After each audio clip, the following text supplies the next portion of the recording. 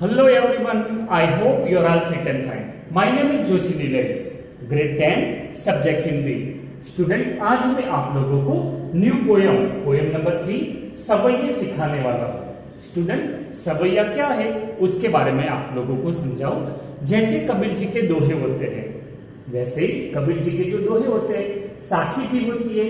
तो सवैया का मीनिंग होता है साखी, यानी कि 4 लाइन की जो पैराग्राफ होता है वो 4 लाइन के अंदर जो कवि होते हैं वो कवि 4 लाइन के अंदर समझाते हैं।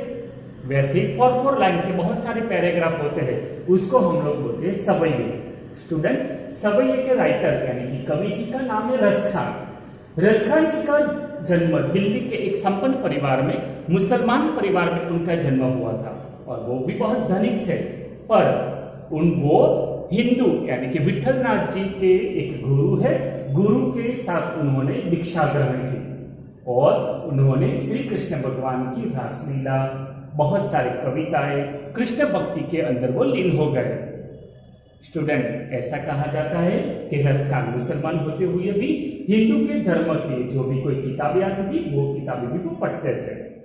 तो उनकी लिखी हुई एक सवैये यानी कि कृष्ण जी की लीला का जो वर्णन है वो मैं आज आप लोगों को सिखाने वाला हूँ और उसका नाम है सवैये।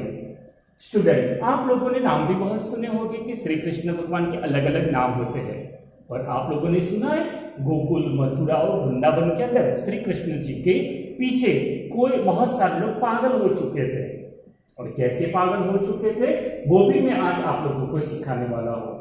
स्टूडेंट, उनकी ऐसी रासलीलाएं देखी और उनके पीछे सब लोग मुरली की आवाज सुनी और उनके पीछे ऐसे सब लोग लीन हो चुके थे कि घर बाहर सब कुछ वो छोड़कर श्री कृष्ण भगवान जहां जहां गए थे वहां श्री कृष्ण भगवान को ढूंढने के लिए सब लोग गए थे। तो सवैये का जो फर्स्ट पैराग्राफ है वो फर्स्ट पैराग्राफ में आज आप लोगों को सिखाने वाला हूँ। यहाँ पे लिखा है, मानुष हो तो वही रसखान, बसो मेरी गोकुल को वारण। जो यानी कि रसखान जी बोलते हैं कि हे प्रभु, मेरा जन्म और मृत्यु तो सबका निश्चित है।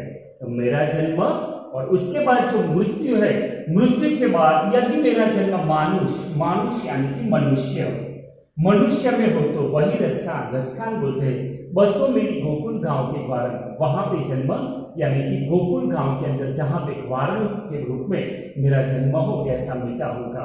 ग्वारण यानी कि गाय चराने वाला।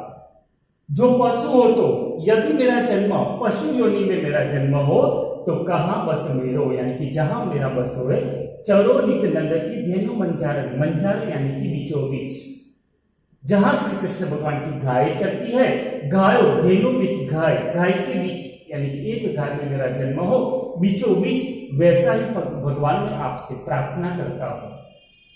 पाहन हो तो, पाहन मीन्स पत्थर, पाहन यानी कि पत्थर, पाहन हो तो वही गिरी यानी कि पर्वत। और आप लोगों को पता होना चाहिए स्टूडेंट, श्री कृष्ण भगवान के एक उंगली पर, देखो मैं आगे आपको सिखाता हूं, पाहन हो तो वही गिरी यानी कि पर्वत को जहां दर्यो कर छत्र पुरंदर कारण, पुरंदर यानी कि इंद्र भगवान का गुस्सा आया था और गोकुल वाले जब सब लोग वहां डर गए थे, गिरी यानी कि गोवर्धन पर्वत, कृष्ण भगवान ने जो गोवर्धन पर्वत एक उंगली पर खड़ा किया था और नीचे सब लोग बैठे हुए थे, बहुत सारी बारिश आ रही थी। तो वैसे रसखान बोलते हैं कि मेरा जन्म पाहन में हो, पाहन यानी कि कोई पत्थर में हो, तो प्रभु गिरी यानी कि जहां पे भगवान ने पर्वत उठाया था वो ही गिरी यानी कि गोवर्धन पर्वत में मेरा जन्म हो। दर्यो कर छत्र पुरंदर, छत्र यानी कि छाया, पुरंदर यानी कि इंद्रधनुष, इंद्र भगवान का जो गुस्सा आया था जब बारिश आई थी वही पुरंदर के कारण वहां पे मेरा जन्म हो। जो खग यानी कि पक्षी, हे प्रभु यानी कि मेरा जन्म कोई पक्षी योग में हो तो बसेरो करो मेरी कालिंदी यमुना, यानी कि जो कालिंदी यानी कि एक यमुना नदी का दूसरा नाम है। कालिंदी यानी कि यमुना के फूल कदम की डाल, यानी कि कालिंदी नदी के किनारे यानी कि तट के बाजू में जो कदम का ट्री यानी कि कदम का जो पेड़ है जो कृष्ण भगवान को बहुत अच्छा लगता था, वहां डारण यानी कि वही डाली पर मेरा जन्म हो, ऐसा प्रभु मैं आपसे विनंती करता हूँ।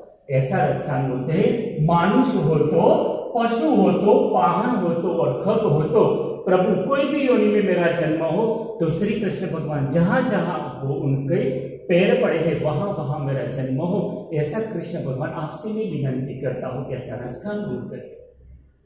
तो स्टूडेंट यहाँ पे रसखान जी ने फर्स्ट पैराग्राफ के अंदर बहुत सारा लिखा है कि मेरा जन्म हो तो कहाँ कहाँ मेरा जन्म हो, उसके बारे में कवि जी ने बताया। तो सेकंड पैराग्राफ में क्या कहना चाहते हैं कवि जी, वो मैं आपको आज सिखाने वाला हूँ। सेकंड नंबर सवैया के अंदर कवि जी ने बहुत अच्छी तरह से लिखा है, यहाँ लकुटी और कामरिया पर राज तिहुपुर को तजी डालो, यानी कि यदि मुझे कोई कृष्ण भगवान की लकुटी यानी कि लाठी, कामरिया यानी कि कंबल, लकुटी यानी कि श्री कृष्ण भगवान के हाथ में लकड़ी होती है और कामरिया यानी कि खंबे पर वहां पे खेस जैसा होता है, उसको कंबल, हे प्रभु आपकी लकड़ी या कामरिया पर राज तिहुपुर को तज डालू, जब मुझे आपकी लकड़ी यानी कि कामरिया दोनों छूने का मुझे एक बार मौका मिले तो मैं राज तिहु यानी कि कोई भी मुझे राज मिल जाए, यानी कि राज में कोई भी मुझे राज मिल जाए तो मैं वो पूर्ण यानी कि मैं त्यागने के लिए तैयार हूं। प्रभु जी को बोलते हैं यदि मुझे लकुटी यानी कि लकड़ी आपकी कामरिया को मैं छूने की मुझे एक बार प्रभु मौका मिल जाए तो कोई भी मुझे राज सिंहासन भी मिल जाए तो मैं वो तजी डालू यानी कि मैं तजने के लिए तैयार हूं। हे प्रभु आठों सिद्धि यानी कि मुझे 8 सिद्धि और 9 नीति का सुख मिल जाए तो भी मैं त्यागने के लिए तैयार हूँ। 8 सिद्धि और 9 नीतियों का मुझे सुख प्राप्त मिल जाए या आकाश पाताल या पशु में कोई भी किसी में भी मुझे राज मिल जाए वो सारा मैं त्यागने के लिए तैयार हूँ। 8 सिद्धि और 9 नीति का मुझे सुख मिले तो भी मैं त्याग दूंगा, बट एक बार नंद की गेहूं चराए विचारो, बस एक बार मुझे नंद जी की गाय चराने का मुझे मौका मिल जाए तो मैं धन्य हो जाऊंगा।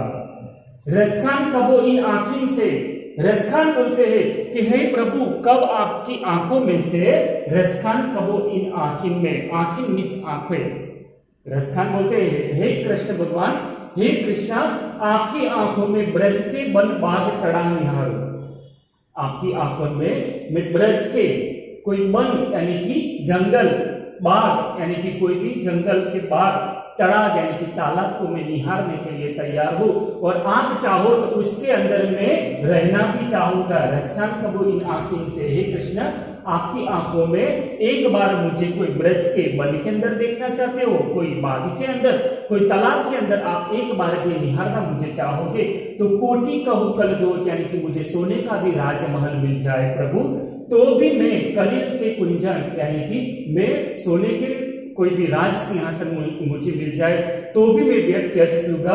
और कलिल के कुंजन, कलिल यानी कि कांटों वाला, कुंजन यानी कि कोई भी पेड़ ऊपर वारो यानी कि कोई भी पेड़ के ऊपर मैं अपना बसेरा बनाना चाहूंगा और वहां पे भले मुझे कांटे लगे तो भी मैं राज का यानी कि सोने का सिंहासन मुझे मिला ऐसा ही मैं गर्व प्रदान करूंगा। पर एक बार आपकी अपार दृष्टि मेरे पर पड़ेगी तो मैं धन्य हो जाऊंगा। रसखान जी ने, फिर से मैं आपको समझाता हूँ, लकोटी करी कामरिया पर यानी कि एक लकड़ी, आपकी लकड़ी या कामरिया को छूने का मुझे एक बार भी मौका मिल जाए तो मैं कोई भी राज दी हूँ यानी कि कोई भी मुझे राज मिल जाएगा वो मैं त्यागने के लिए तैयार हूँ। और मुझे 18 सिद्धि 9 नीति, मुझे 8 सिद्धि और 9 नीति का कोई भी मुझे सुख प्रदान करने के लिए बोलेगे तो भी मैं न्यौछावर कर दूंगा। पर एक बार प्रभु जी आपकी नंद जी यानी कि नंद जी उनके कृष्णा के पिताजी थे, नंद जी की धेनु यानी कि गाय चराने का मुझे एक बार मौका कृष्ण जी मिल जाए तो मैं अपने आप को धन्य पाऊंगा। रसखान कहे कबो इन आँखों से, कृष्ण आपकी आंखों में से मुझे आप ब्रज के कोई भी वन में, जंगल के अंदर, बाग के अंदर या तालाब के अंदर आप देखना चाहोगे तो वहां पे भी मैं बसना चाहूंगा। भले मुझे कोटि कहूं कल धोट यानी कि सोने का मुझे राज सिंहासन, सोने का मुझे राजमहल मिल जाएगा वो भी मैं त्यागने के लिए तैयार हूँ। पर प्रभु मुझे सोने के राज का सिंहासन, सोने का कोई भी महल का सुख कब प्राप्त होगा? करीब के कुंजन या कि कांटे वाले कंकड़ यानी कि कांटे वाले बेटे में बसना चाहूंगा। कुंजन ऊपर वालों यानी कि कांटे वाले कोई भी वृक्ष पेड़ पर में बसना चाहूंगा। भले ऐसा मुझे ऐसा सुख मिलेगा कि जैसे मुझे सोने का राज सिंहासन मिला है। पर प्रभु एक बार मुझे आप मिलो, ऐसी रसखान विनंती करते हैं। ऐसे कृष्ण के प्रति अपार श्रद्धा रसखान जी बताते हैं और रसखान जी ने सवेर के अंदर बहुत अच्छी तरह से सेकंड नंबर का जो पैराग्राफ है वो पूरे पैराग्राफ के अंदर कृष्ण जी के कहां कहां वो बसना चाहेंगे वो उन्होंने दिखाया।